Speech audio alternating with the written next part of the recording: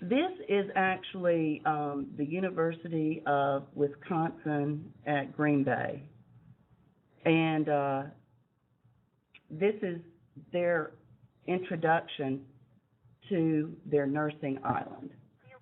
So they actually have a walkthrough of their nursing island that shows their students how to interact in this island in Second Life.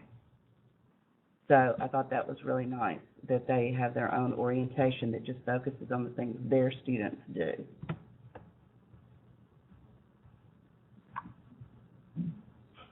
Classroom spaces, this is actually Science Friday. So if you go into Second Life and you search, you can go to the NPR classroom space, which is Science Friday, and you can watch I Represent from right there in the center of the auditorium. And a lot of people come to that. So that's kind of an example of a classroom space. If you wanted to, you could actually lecture to a classroom of people in Second Life in the same way that you would in a regular classroom, except we'd all be skinnier. We'd all be skinnier.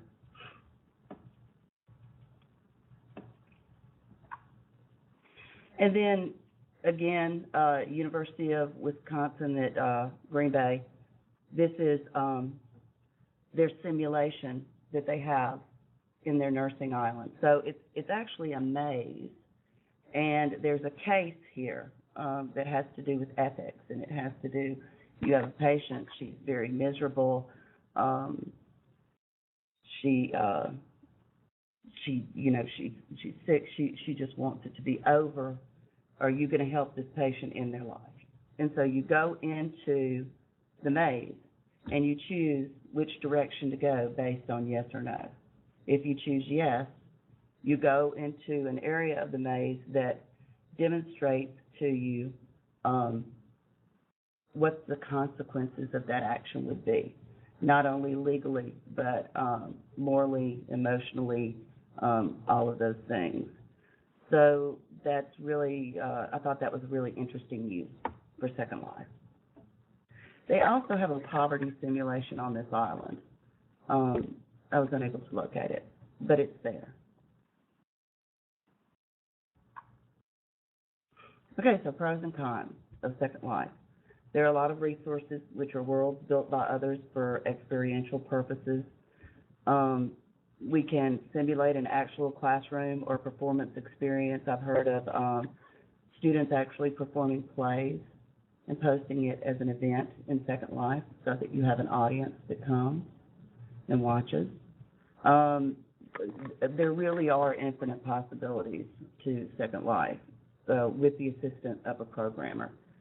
And if you want a programmer, you can just search online, and they're everywhere. They're everywhere. Linden is the language that they use. The cons, it's high bandwidth, high processing, high RAM. So the students are going to need a pretty sophisticated system in order to do this and not crash all the time.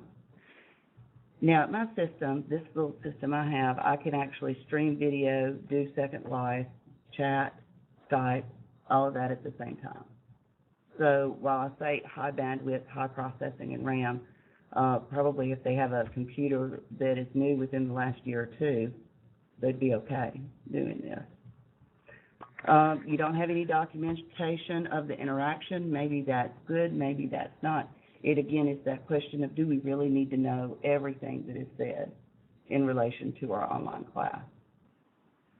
And then there's a high level of expertise required to program Second Life, and there's a little bit of a learning curve when you first get started in terms of walking around, finding the right places to go, that sort of thing. That's why the ISTE Island is a really nice place to start.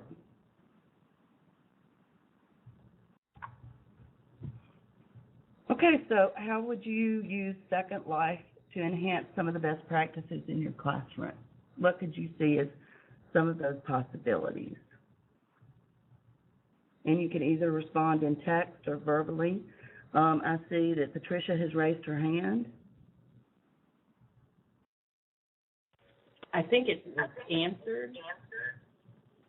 but I wondered whether we could build something on UMKC's island.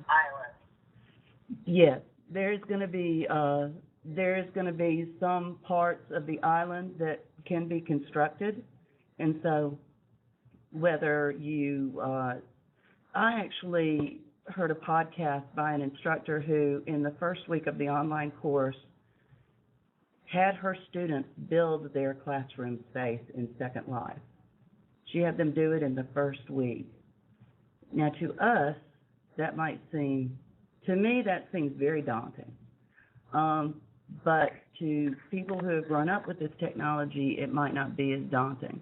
And so she said she noticed that people who had done this before were helping other people, and it became the bonding, collaboration, ice-breaking activity for her class.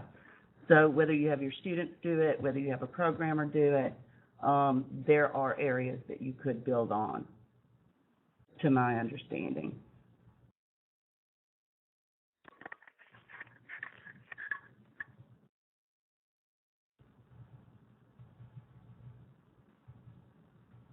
Okay, I see that Lois has raised her hand.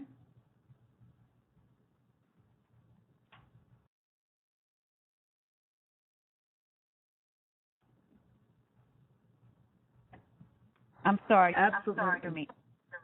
I said I was just wondering if Second Life is better suited for certain disciplines. That's a good question. And I do know there are classroom management simulations in Second Life. There are also writing workshops just about everywhere on Second Life, so that if your students wanted to go in and get feedback and that sort of thing on their writing, that sort of thing is pretty prevalent, and it's in the events menu. I don't know. What does everybody else think? Maybe put your answer in the text box. Do you think that it might be suited to some disciplines more so than others?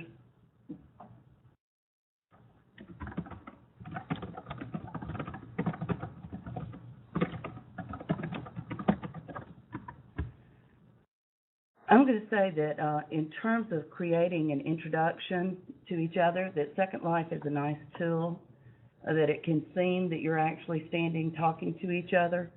In terms of instructor availability, probably not. It probably wouldn't be a good tool for that. In terms of discussion, you can use audio. So there is voice chat in Second Life. But another tool might do that just as well. Collaboration, you could use that, but another tool might do that better for you. Peer review and support, again, you could use it. Another tool could do that better depending on what you want. Self-reflection, there are some islands that have been built that students actually build those billboards that you saw, and they reflect upon them. But again, depending on what you're using Second Life for, I think the most valuable use, as Patricia is saying, it's really nice for experiential activities and for creating sort of games. It's really a gaming environment through which you can expand your teaching toolbox.